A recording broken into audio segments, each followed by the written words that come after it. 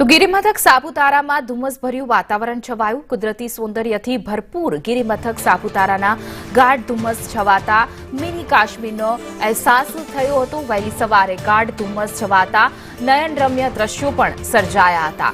કુદરતી સૌંદર્ય સોળે કળાએ ખીલી ઉઠ્યું હતું, જેને લઈ સાપુતારાના દ્રશ્યો પ્રવાસીઓમાં પણ એક ઉત્સાહ જોવા મળી રહ્યો છે. ગાઢ ધુમ્મસ છવાને કારણે આહલાદક નજારો છે તે કેમેરામાં કેદ થયો હતો, જ્યારે કોર જે છે ધુમ્મસની ચાદર છવાઈ હતી. સાપુતારામાં છવાયું ધુમ્મસનું સામ્રાજ્ય.